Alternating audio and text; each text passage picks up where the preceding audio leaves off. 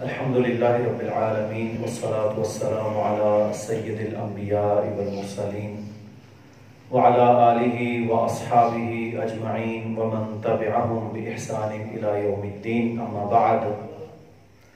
قال اللہ سبحانہ وتعالی: اعوذ باللہ من الشیطان الرجیم، یا ایہا الذین آمنوا ادخلوا فی السلم کافہ ولا تتبعوا خطوات الشیطان انه لکم عدو مبین. وقال جل وعلا فی مقام آخر: اليوم اکملت لکم دینکم واتممت علیکم نعمتی ورضیت لکم الاسلام دینا. وقال النبی صلی اللہ علیہ وسلم: لقد تركتكم على البيضاء ليلها كنهارها لا يزيغ بعدي الا هالك. رواه ابن ماجہ. محترم بھائیو،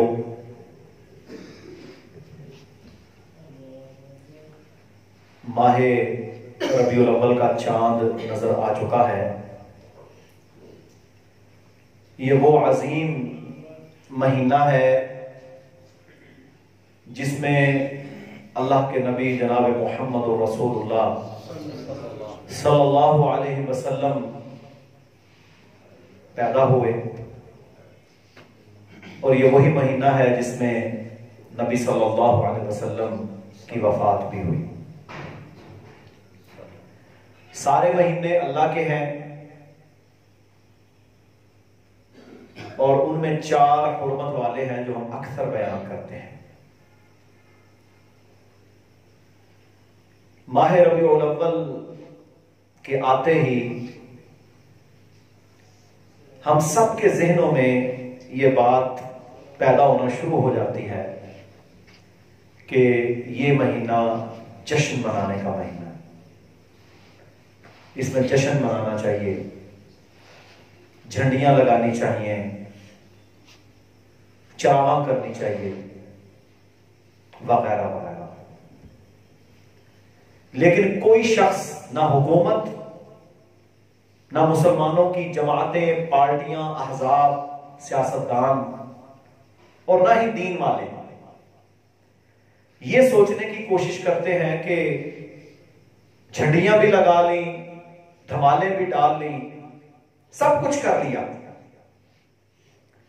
مگر جس مقصد کے لیے اللہ رب العالمین نے اپنے نبی کو مبعوث کیا تھا، کیا ہم نے اسے پورا کیا؟ سوال یہ ہے. اور قیامت کے دن بھی ہمارے سے یہ نہیں پوچھا جانا کہ تم نے جھنڈیاں کتنی لگائی تھی، جلوس کتنے نکالے تھے. نہیں، یہ نہیں پوچھا جانا. پوچھا یہ جانا ہے کہ میرے نبی کی فرما برداری کتنی کی تھی، یہ پوچھا جانا ہے. جو فرما بردار ہوگا وہ کامیاب، اور جو نافرمان ہوگا وہ ناکام. یہ کسوٹی ہے. اور اللہ تعالیٰ نے واضح طور پر سورہ النساء میں فرمایا: قل، آپ ان سے کہہ دیجئے، ان کنتم تحبون اللہ فاتبعونی یحببکم اللہ، کہ اگر تم یہ چاہتے ہو نا کہ تمہارا رب تم سے محبت کرے. اللہ کی محبت سب چاہتے ہیں. اس کا طریقہ کیا ہے، اس کا نسخہ کیا ہے؟ فاتبعونی، میرے نبی کی اتباع کرو، اللہ تم سے محبت کرے گا.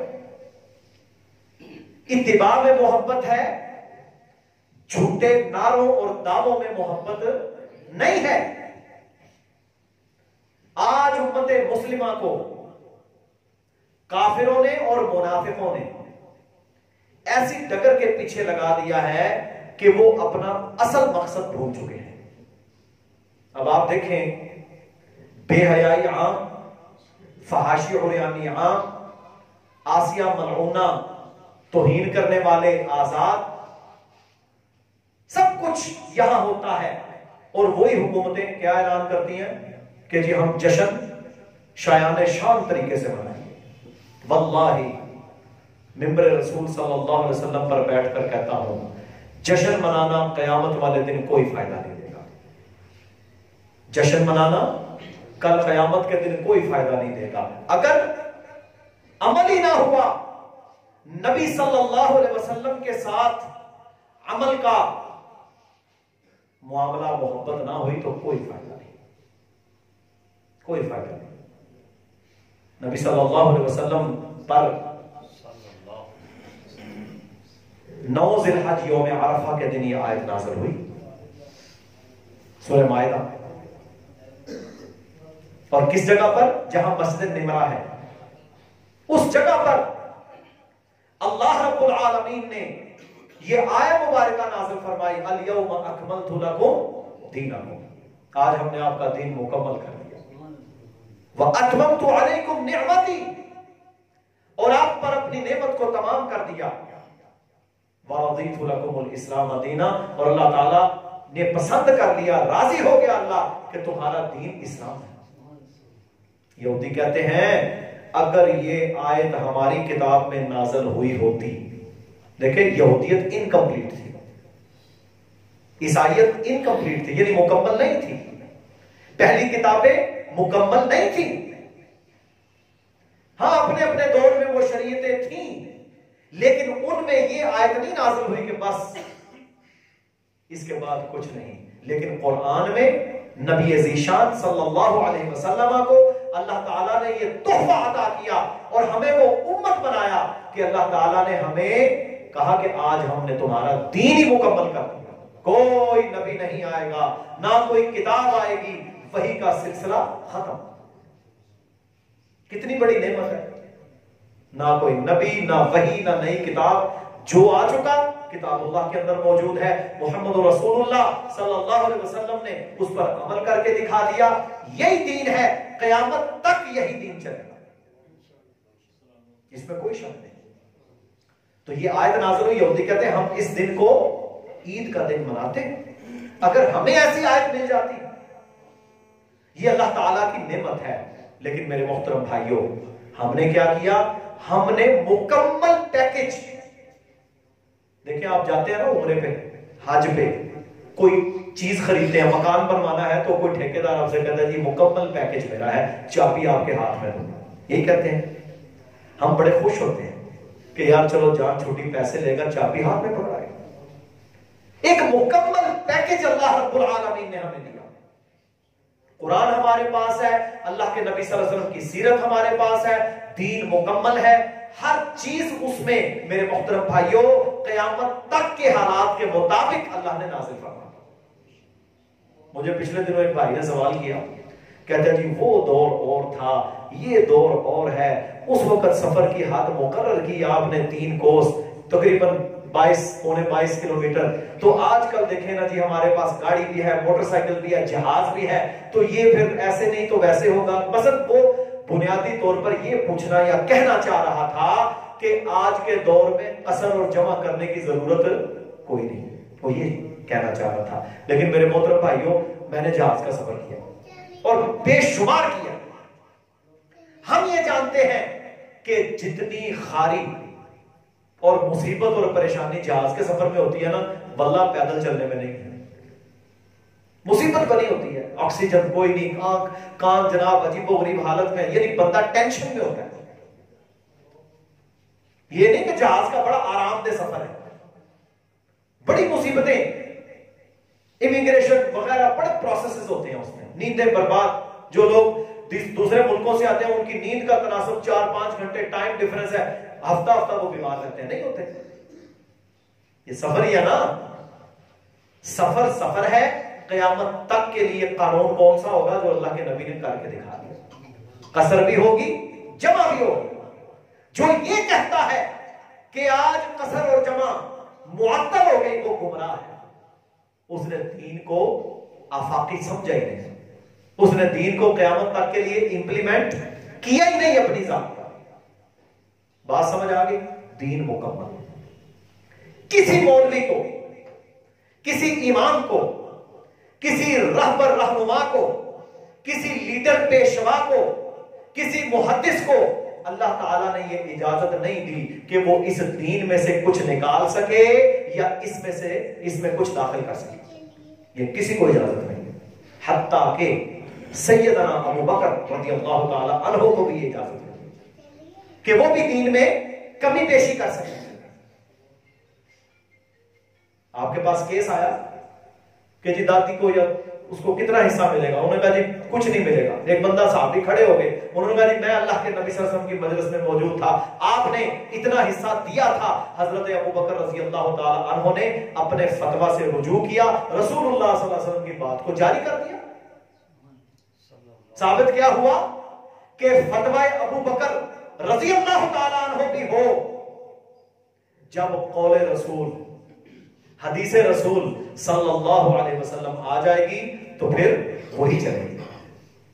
بس یہ سمجھ آ جائے گی نا. جب لوگ حضرت عمر رضی اللہ تعالیٰ عنہ منبر پر کہا خبردار اگر کسی نے اتنے سے زیادہ مہر ادا کیا, حق مہر جسے کہتے ہیں, ٹھیک ہے, اٹھ کے گئے, عورت پیچھے گئی, صحابہ اس نے کہا جی اللہ تعالیٰ نے خزانوں کا لفظ احداہن قنطارا کے الفاظ استعمال کیے ہیں, تو آپ کون ہوتے ہیں اس پر پابندی لگانے والے؟ سیدنا عمر واپس آ کر اعلان کیا کرتے ہیں, میری بات ختم, یہ عورت بڑی سمجھ والی ہے, قرآن کی بات باقی رہے گی. اور میرے بھائیوں, یہاں تو مولوی کا فتویٰ اور اپنے امام کا قول اور پیر کی بات, اس کے خلاف کوئی سننے کو تیار نہیں ہے. وہ تو اتنے بڑے بڑے خلفاء اللہ کے نبی کے ساتھی تھے, وہ اپنی رائے کو رسول اللہ صلی اللہ علیہ وسلم کی بات کے سامنے فوری طور پر ختم کر دیتے تھے. یہ ہے عقیدہ. یہ کیا ہے؟ عقیدہ. جب یہ عقیدہ درست ہو گیا تو میرے بھائیوں ساری گتھی سلجھ جائے گی. گتھی خراب ہی ادھر سے ہوئی ہے کہ ہم لوگوں نے شریعت سازی کا اختیار غیر نبی کو دے دیا, جبکہ غیر نبی کے پاس یہ اختیار نہیں ہے. غیر نبی کے پاس یہ اختیار نہیں ہے. دین مکمل ہے, دین مکمل ہے. سینکڑوں نبی گزرے, انبیاء علیہ السلام, بڑے بڑے جلیل القدر, بڑے بڑے اولو العزم انبیاء علیہ السلام پیارے پیغمبر صلی اللہ علیہ وسلم سے پہلے گزرے. ابراہیم علیہ السلام آپ کے جد امجد, آپ ان کی دعا ہے. آدم علیہ السلام, نوح علیہ السلام, ادریس, کتنے بڑے بڑے نبی, موسیٰ علیہ السلام. میرے بھائیوں, اگر یہ جشن منانا, اگر جلوس نکالنا, اگر یہ امور دین ہوتا تو پیارے پیغمبر صلی اللہ علیہ وسلم ہر نبی کا دن مناتے, ہر نبی کا دن مناتے. کتنے سینکڑوں نبی. پھر کیا ہوتا؟ پھر شاید روز ہی جشن ہوتا, پھر روز چٹھیاں لگائی جاتی. میرے بھائیوں, یہ عمل جو ہمارے ہاں لوگوں نے اختیار کیا ہوا ہے, واللہ اس کی کوئی شرعی حیثیت نہیں ہے. نہ اللہ کے نبی نے اس پر عمل کیا, نہ اس کا حکم دیا. دیکھیں نا حضرت ابو بکر رضی اللہ تعالیٰ عنہ 2 سال تو ان کے کم از کم 2 دفعہ تو دن آیا, نہیں سیلیبریٹ کیا. حضرت عمر کے دور میں, حضرت عثمان کے دور میں, سیدنا علی کے دور میں 30 سال خلافت کے یہ ایام ہیں, نہیں انہوں نے سیلیبریٹ کیا, کیونکہ انہیں پتا تھا یہ دین نہیں ہے. اور میرے بھائیوں, میں تھوڑے اور اینگل سے آپ کو بتاتا ہوں. میں نے ایک لمبا عرصہ برطانیہ میں گزارا, یورپ کے دیگر ملکوں کو بھی دیکھا. جب کرسمس آتی ہے نا ان کی 25 دسمبر, کیونکہ وہ ذرا جدید لوگ ہیں نا, انہوں نے کیا کیا, انہوں نے چاند کی یا بکرمیوں ان چیزوں کو چھوڑو. انہوں نے کہا جی 25 دسمبر کیا ہے؟ Birth day of Jesus. یہ عیسیٰ علیہ السلام کا یوم پیدائش ہے. عیسیٰ علیہ السلام کے یوم پیدائش یعنی 25 دسمبر کو, اب یہ پتہ نہیں صحیح ہے تاریخ یا غلط ہے, بہرحال ان کے مطابق انہوں نے کیا بنایا؟ عید کا دن. کرسچنز جو ہیں, عیسائی جو ہیں, ان کا سب سے بڑا تہوار کون سا ہے؟ کرسمس. اس کے بعد پھر ان کی عید کون سی ہوتی ہے؟ ایسٹر. وہ ایک الگ ان کا تہوار ہے. ٹھیک ہے, 25 دسمبر عید کس دن رکھی؟ جس دن عیسیٰ علیہ السلام پیدا ہوئے. اور واللہ ہم نے یہ اپنی آنکھوں سے دیکھا. آپ جائیں ابھی فنگر ٹپ پر جائیں, کسی سرچ انجن پر سرچ کریں, آپ کو وہی جلوس کو انگلش میں کہتے ہیں کارنیوال. آپ کارنیوال کا لفظ ہے کارنیوال آف کرسمس. آپ کو جناب فلمیں نظر ویڈیو آئیں گے, آپ دیکھیں. صرف اور صرف وہ تھوڑے جدید ہوں گے, امیر ہوں گے, لیکن طریقہ کار, جھنڈیاں ان کے میرے بھائیوں پورے نظام اسی طرح سڑکوں پر وہ گھومتے ہیں. میں یہ کہتا ہوں عید میلاد النبی یا عید میلاد یا جشن عید میلاد، یہ عیسائیوں کی نقل ہے. یہ کیا ہے؟ عیسائیوں کی کاپی ہے، نقل ہے. اور میرے نبی صلی اللہ علیہ وسلم نے فرمایا تم لوگ اپنے سے پہلی قوموں کے طریقوں پر چلو گے. تم لوگ اپنے سے پہلے گزری ہوئی قوموں کے طریقوں پر چلو گے، حتیٰ کہ جس طرح ایک جوتا دوسرے کے برابر ہوتا ہے کوئی فرق نہیں ہوتا، تم بھی ایسے ہو جاؤ گے. حتیٰ کہ اگر کسی ان کے شخص نے یعنی یہودی عیسائی یا پہلی قوموں کے بندے نے کسی گو کی پن میں ہاتھ دیا ہوگا تم بھی وہاں پر ہاتھ دو گے. سیم اعمال تم کرو گے، قدم با قدم ان کے پیچھے چلو گے. اور وہ سارے کام ہم نے کرنے شروع کر دیا. اچھا کرسچن جو ہیں، عیسائی جو ہیں، عیسائیوں نے کیا کیا؟ عیسائی عیسیٰ علیہ السلام کی بات مانتے ہیں؟ نہیں. میں نے ایک عیسائی سے پوچھا، میں نے کہا تو میری داڑھی پر تنقید کر رہا ہے. وہ میری داڑھی کے بارے میں باتیں کر رہا ہے، بولا تھا کافر تھا. میں نے کہا تو میری داڑھی کے بارے میں تنقید کر رہا ہے، مجھے ایک سوال کا جواب دو. کہتا ہے بتاؤ. میں نے کہا میرا سوال یہ ہے کہ تیرا چہرہ جیسس کی طرح کا ہے یا میرا چہرہ جیسس کی طرح کا ہے؟ انہوں نے اپنے جو چرچ ہے نا، گرجا گھر، ان کے آگے تصویر لگائی یا بت لگائے ہوئے ہیں عیسیٰ علیہ السلام کے، جو بھی انہوں نے من گڑھن بنایا، لیکن اس میں داڑھی، اس بت میں بھی انہوں نے داڑھی رکھی ہے. میں نے کہا مجھے یہ بتا تیرا چہرہ جیسس کی طرح کا ہے یا میرا؟ کہتا ہے تیرا. میں نے کہا پھر اچھا کون ہے؟ چپ. لیکن وہ ایسے ظالم ہے کہ وہ عیسائی بھی نہیں ہے. ان میں سے اکثریت اب عیسائی بھی نہیں ہے. وہ کیا ہے؟ فری میسنز، شیطان کی عبادت کرنے والے، الومنیاتی. یہ ایسے گروہ ہیں آج کے جو بے حیائی، فحاشی، عریانی، گندگی، کفر، اس کو پھیلا کر قوموں کو برباد کرنا چاہتے ہیں. اور کسی بندے کو کسی مذہب پر وہ نہیں چلنے دینا چاہتے. اور دنیا کے اس وقت جتنے بھی بڑے بڑے صدور، پرائم منسٹرز، کفار کے بالخصوص اور بعض شاید مسلمانوں کے بھی ہوں، وہ اس تحریک کا حصہ بنے ہوئے ہیں. کسی دور میں ان کی ویب سائٹ کا نام ہوتا تھا obelisk.com، ابلیس کے نام پر. ابلیس کے ماڈلز بنا کر اس کی عبادتیں کرنے والے یہ ظالم جنہوں نے لوگوں کو دین سے دور کیا. اور وجہ کیا ہے؟ وجہ یہ ہے انہیں پتا ہے کہ یہ چنگاری جو اسلام، جس کے پاس سارے سسٹم موجود ہیں، اس میں مستعار کچھ نہیں لینا. اب دیکھیں نا ہمارے ہاں کیا رونا ہے، IMF، قرضے، کشکول کہتے ہیں نا، یہ نہیں ٹوٹے گی. عمران خان کا ابا آ جائے تب بھی نہیں ٹوٹے گی. واللہ یہ اس وقت ٹوٹے گی جب تم اعلان کرو گے کہ ہم سود کا رد کرتے ہیں، ہم سود پر نہیں چلیں گے. جیسے اللہ کے نبی نے اعلان کیا تھا، سارا کام ٹھیک ہو جائے گا. تو میرے محترم بھائیو، یہ سارا فری میسنری سسٹم ہے، اس پر لوگوں کو چلایا. عیسائی بھی کارنیول اسی طرح نکالتے ہیں. ہمارے ہاں بھی کیا ہوتا ہے،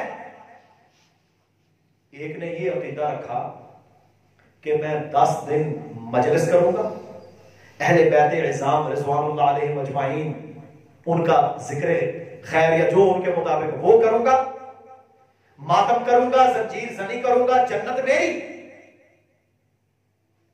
باقی سارا سال میں اللہ کے نبی کی توہین، صحابہ کی توہین، اہل بیت کے خلاف چلتا رہوں گا. کوئی پوچھنے والا نہیں ہے. کوئی پوچھنے والا؟ جس نے زکات سے بچنا ہو وہ کیا کرتا ہے؟ ہاں جی، فقہ جعفری. یہ ہلے ہیں. اور اسی طرح سادہ مسلمان کو مولوی نے، پیر نے گمراہ کیا، اور حکومتیں بھی اس چکر میں آ گئی. اور حکومتیں اپنے ووٹ کے لیے یہ کرتی ہیں، پتہ ان کو بھی کوئی نہیں. عمران خان بھی جا کر کیا کر رہا تھا؟ چوم رہا تھا نا. پتہ اسے بھی کوئی نہیں کہ نہیں میں نے سجدہ نہیں کیا جی، میں نے یہ کیا. اچھا بھی تو نے جو بھی کیا تو حرام ہی ہے نا. چلو ہم یہ نہیں کہتے تیرا سجدہ عبادت ہے، اگر تو نے تعظیم بھی کی ہے تب بھی حرام ہے. تو کیا پتا کوئی نہیں. ووٹوں کے لیے میرے محترم بھائیوں یہ کام کرتے ہیں. تو کیا کیا؟ لوگوں کو سیرت النبی صلی اللہ علیہ وسلم سے ہٹا کر، اللہ کے نبی کے عقیدے سے ہٹا کر، آپ صلی اللہ علیہ وسلم کی زندگی سے ہٹا کر اس کام پر لگا دو. اور یہاں بھی یہی عقیدہ ہے کہ بھائی جن نے جتنی زیادہ محنت کی تھی نا، خدا درجہ جنت ہے. لوگوں نے حدیثیں لڑی ہوئی ہیں، باتیں کھڑی ہوئی ہیں. کہ جی سوائے ابلیس کے سب جشن مناتے ہیں. انا للہ و انا الیہ راجعون. کتنی غلط بات ہے. اور اس میں یہ سمجھتے نہیں ہیں کہ کن کن شخصیات کا ذکر ہو. امام ابو حنیفہ کو تم مانتے ہو, لاؤ ان سے دلیل کہ انہوں نے کبھی جلوس نکالا. میں کہتا ہوں 1933 لاہور کے اندر سب سے پہلا جلوس نکلا تھا عید میلاد کا. 1933 سے پہلے لے کے آؤ. ہمارے بزرگ جانتے ہیں جنتریاں ہوتی تھیں, ان جنتریوں میں کیا لکھا ہوتا تھا؟ 12 یوم وفات. آج بھی کسی کے پاس موجود ہوگی 12 یوم وفات. آج کیا ہے لوگوں کو کہ جی تو نے یہ کام کر لیا اور اس دن کیا ہوگا؟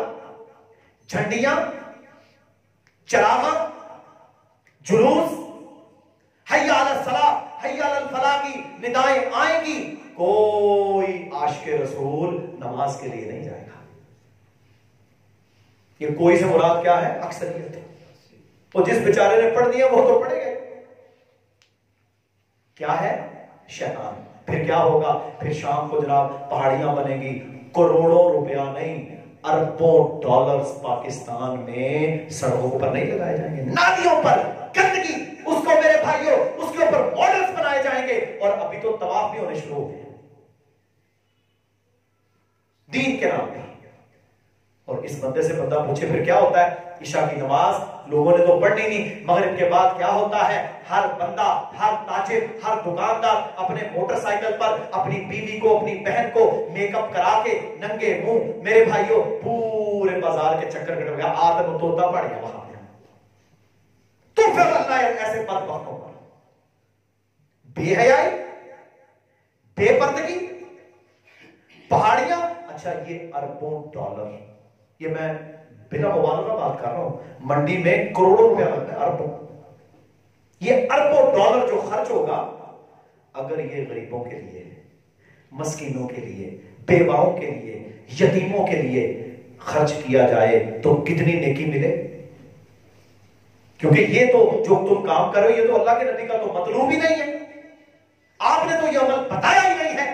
جہاں بتایا ہے وہاں پر ہم خرچ کرنے کو تیار نہیں. یہ حالت ہے میرے محترم بھائیوں ہماری کہ ہم نے ہر کام کو الٹ لے لیا. اب ہر شخص جناب اسی معاملے میں پڑا رہے گا. سیرت النبی صلی اللہ علیہ وسلم کانفرنس حکومت کرواتی ہے. کاش وہ سیرت النبی کے قوانین بھی نافذ کر دے.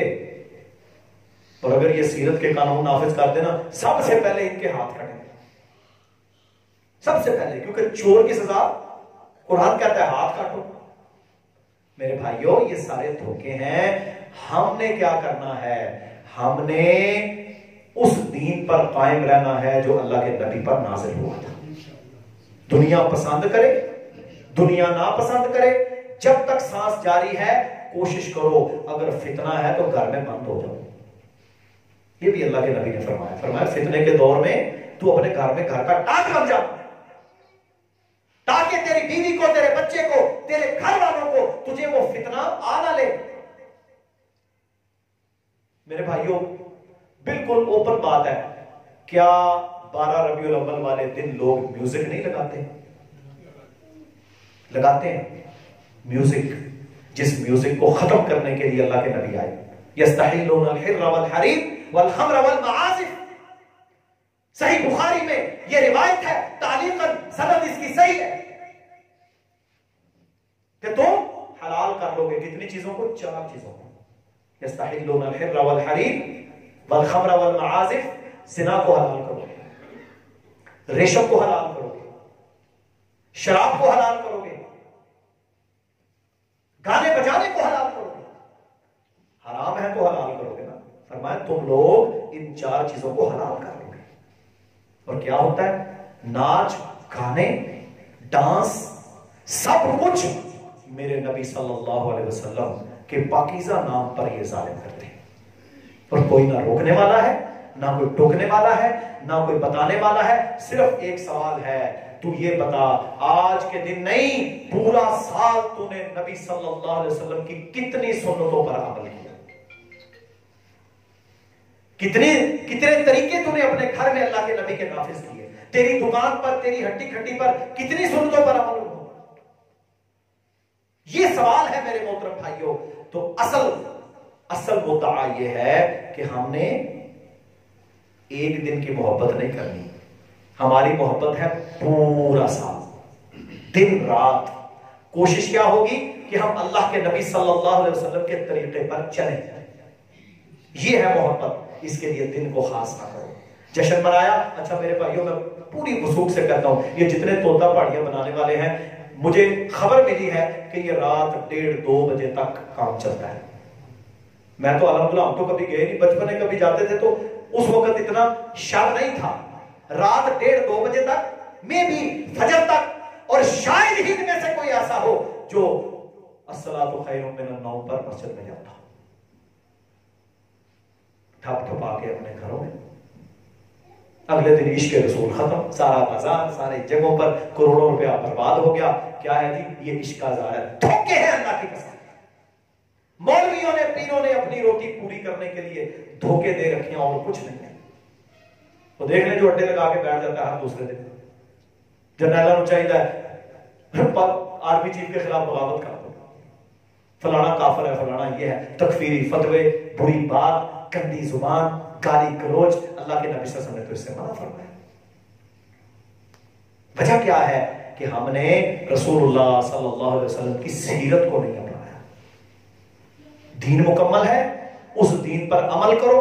اس ربیع الاول کے مہینے میں مقصد آمد رسول صلی اللہ علیہ وسلم کو سمجھنے کی کوشش کریں کہ کیوں اللہ کے نبی صلی اللہ علیہ وسلم کو دنیا میں بھیجا گیا، آپ کے مبعوث ہونے کا مقصد کیا تھا، اس پر ہم نے عمل کرنا ہے. اور پھر 1-2 جلسے کر کے نہیں، سارا سال یہ تسلسل جاری رہے. کیونکہ اسلام میں دن منانا، سالگرہ منانا، عرس منانا اور میرے محترم بھائیوں کسی کی وفات کا دن منانا جائز نہیں ہے.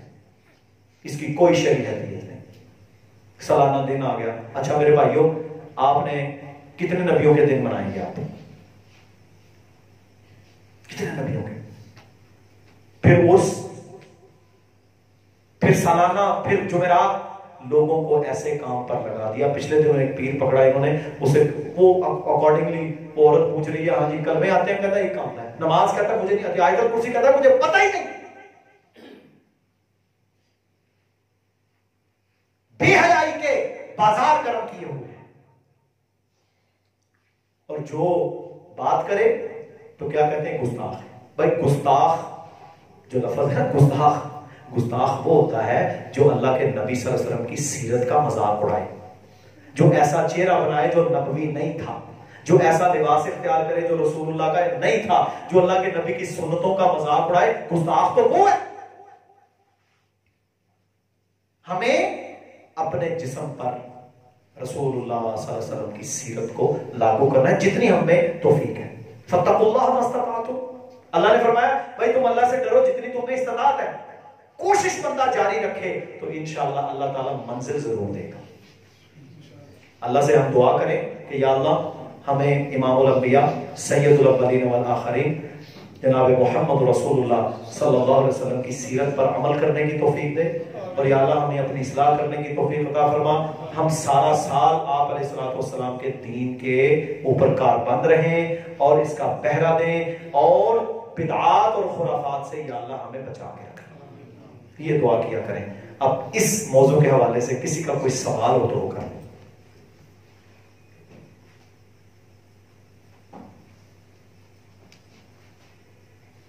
سب سے پہلے مولود کی مجلس، مولود برتھ ڈے کی مجلس سب سے پہلے فاطمیوں نے منائی ہے، شیعہ نے. وہ سیدنا علی، سیدہ فاطمہ، سیدنا حسن و حسین رضی اللہ تعالی عنہ ان کا میلاد مناتے تھے. پھر سنیوں کے اندر یہ جا کے کہیں 6 ہجری کے اندر آیا ہے، اربل کے اندر عراق میں وہ ملک مظفر تھا ایک، اس نے یہ شروع کیا. اس نے کھانے اور سارا کھاتا شروع کیا اس وقت 600 سال کے بعد. پہلے تو اس کا وجود ہی کوئی نہیں تھا. سلف کی کسی کتاب میں دیکھیں نا، صحیح بخاری حدیث کی کتاب ہے، دیگر حدیث کی کتاب ہے، کوئی ایسا باب نہیں پاتا. امام ابو داؤد کی سنن ہے، واللہ کمال کتاب ہے، کوئی ایسا باب نہیں. بلکہ ہم بولتے ہیں کہ یونیک احادیث آپ کو ملیں گی سنن ابو داؤد، یونیک مسائل، پورے چیپٹرز ہیں، لیکن کوئی ایسا بھاو نہیں باندھا انہوں نے، کیونکہ اس دور میں یہ تھی ہی نہیں چیز. پھر اس میں چراغاں کرنا، پھول جھڑیاں، چراغاں، ہر وہ کام، یہ فائر ورکس جو ہیں، پھول جھڑیاں، پٹاخے، شولیاں، یہ سارے مجوسیوں کے کام، مجوسیوں کے کام. ان کی شریعت سے کوئی تعلق نہیں ہے ان کا.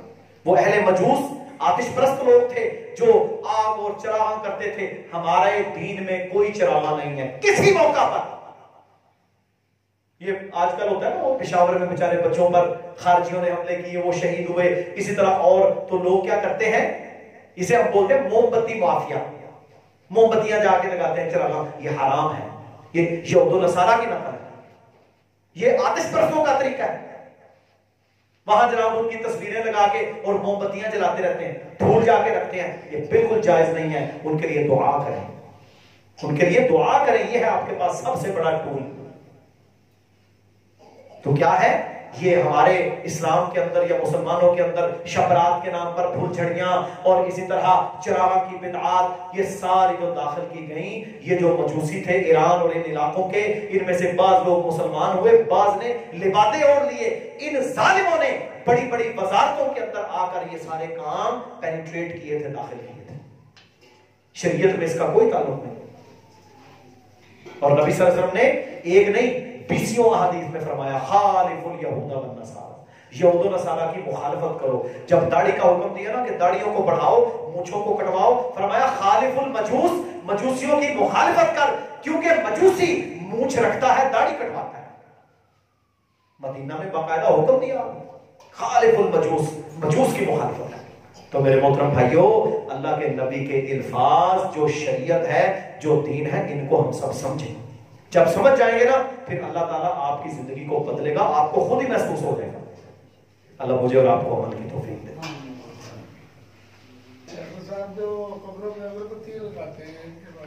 قبروں پر اگربتی لگانے کی کوئی شرعی حیثیت نہیں ہے. قبروں پر پھول ڈالنا یہ ثابت نہیں ہے.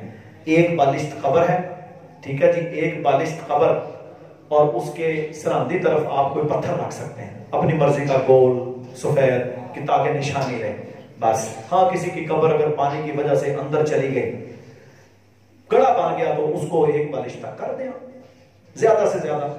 باقی اگربتیاں وغیرہ وغیرہ ان کی کوئی دلیل نہیں. اس میں وہ کہتے ہیں نا، صحیح بخاری میں حدیث ہے، رسول اللہ صلی اللہ علیہ وسلم 2 قبروں کے پاس سے گزر رہے تھے، آپ کو اللہ نے دکھائی. یہ معجزہ ہے. معجزہ خرق عادت چیز کو کہتے ہیں. ہمیں تو معجزہ نہیں ملتا، معجزہ تو اللہ کی طرف سے ہوتا ہے. اللہ کے نبی کو رب نے دکھایا کہ ان 2 قبر والوں کو عذاب ہو رہا ہے قبر میں. ان دونوں کو عذاب دیا جا رہا تھا. تھے دونوں مسلمان ایمان والے. تو کیا آپ صلی اللہ علیہ وسلم نے صحابہ سے فرمایا کہ ان میں سے ایک پیشاب کے چھینٹوں سے نہیں بچتا تھا، اس وجہ سے آج اسے عذاب ہو رہا ہے، اور دوسرا چغل خور. ٹھیک ہے، آپ نے ٹہنی اتاری، 2 ٹہنیاں لی اور اس قبر پر لگا دی. فرمایا کہ ہو سکتا ہے اس ٹہنی کے خشک ہونے تک ان کے عذاب میں تخفیف کر دی جائے. اچھا جی، اس سے پھول ڈالنا کہاں سے ثابت ہو گیا؟ اور یہ نئی قبر نہیں تھی، پرانی قبر. یہ ایک دلیل توڑ مروڑ کر پھول کیا ہوتا ہے. اچھا میرے بھائیوں، میرا سوال ہے، کل کو میں نے بھی بھرنا ہے، آپ نے بھی بھرنا ہے، اگر ہمارے اعمال اچھے نہ ہوئے، پھولوں کے ٹرک بھی اوپر گرا دیں، فائدہ ہوگا؟ بتائیں نا. نہیں کسی کو ہوگا تو وہ بتا دیں. نہیں فائدہ ہوگا. اعمال اچھے ہوں گے، فرما بردار فوت ہوگا تو فائدہ ہوگا. صحابہ کرام اللہ کی قسم مصنف ابن ابی شیبہ پڑھیں، وصیتیں کر کے جاتے تھے، خبردار میری قبر پر خیمہ نہ لگانا، اگر مجھے سایہ ہونا ہے تو میرے اعمال کا سایہ ہوگا. بلڈنگیں بنا دو اوپر. کہتے ہیں کیا ہے کہ یہ چودھری صاحب ان کی فیکٹری تھی، ارب پتی تھے، یہ فوت ہو گئے، ہم جناب 100 مدرسوں کے بچوں کو لائیں گے، یہ قرآن پڑھیں گے. تو پوری دنیا کے مدرسوں کے بچوں کو لے آ، وہ قرآن پڑھ کے صبح و شام ساری زندگی پڑھتے رہے. اگر اس نے زندگی میں قرآن پر عمل ہی نہیں کیا، نماز ہی نہیں پڑھی، کیا فائدہ ہوگا اسے؟ صرف اور صرف مولوی کے پیٹ کی آگ، اور وہ اپنی خرافات کو بجھانے کے لیے لوگوں کو گمراہ کرتا ہے. ہم خود مدرسے میں پڑھتے تھے، یہ مرکزی جامعہ مسجد میں چھوٹے چھوٹے تو قرآن حفظ کرتے تھے. ہمیں ایک دفعہ قاری صاحب لے کے گئے. اب یہ کوئی سنی سنائی بات نہیں ہے، یہ ہم سے خود قاری صاحب نے کہا، انہوں نے کہا بھائی بات یہ ہے کہ آج 3 جگہ پر ختم ہے. میں 7ویں سپارے پر تھا اس وقت. 3 جگہ ختم ہے. میں نے کہا جی ٹھیک ہے. تو انہوں نے کہا بات یہ ہے جسے جو سپارہ نہیں رکھتا وہ صرف بسم اللہ الرحمن الرحیم پڑھتا جائے 1 آیت کے بس. مکانا ہے, جھٹکا. پنجابی میں کیا کہتے ہیں, جھٹکا کرنا ہے. قرآن دیکھ چاول اگلی بار. اور میرے بھائیو یہ بزنس نہیں ہے, یہ قرآن اللہ کا کلام ہے.